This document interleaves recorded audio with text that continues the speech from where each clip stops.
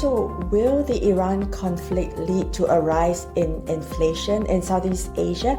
I think it very much depends on how long the hostilities last. So whether the hostilities spread to more countries. So if it is short-lived, then I think it will be quite okay for Southeast Asian inflation. It wouldn't spike because we know that a lot of countries in this region, they actually have strategic oil reserves. So if the hostilities are not protracted, these countries can actually tap into the strategic oil reserves, and that will help to tide them through an oil shock that is short-lived.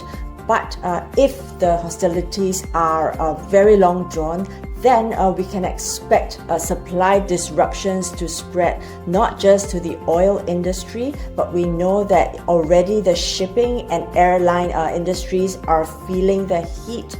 They've had to reroute and reorganize their businesses around this conflict. So I think, if this goes on for longer, you can expect there will be shipping snarls, and companies, manufacturers will have to wait longer for their goods to arrive.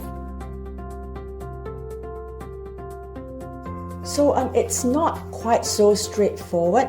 I think if we look at the sensitivity of a country's consumer price index to energy, which is things like petroleum and electricity, we will find that countries such as Thailand, Indonesia, and Vietnam are the most vulnerable because energy makes up about double-digit percentage of their CPI baskets, and the lowest on the list is actually Singapore. So in Singapore, energy consisting of transport fuel and electricity only makes up 3.8% of the basket. But we know that countries are affected in many ways. So for example, the Philippines, we know that 1.1 million Filipino overseas workers are working in the Middle East, and that is 51% of all Filipino overseas workers. So they send back about 9%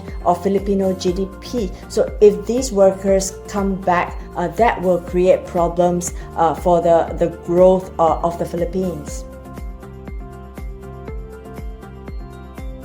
So I think we are keenly watching the developments day by day. We are on the lookout for how the hostility spreads and how far it spreads, and also if there's any critical energy facilities in the Middle East that are being disrupted.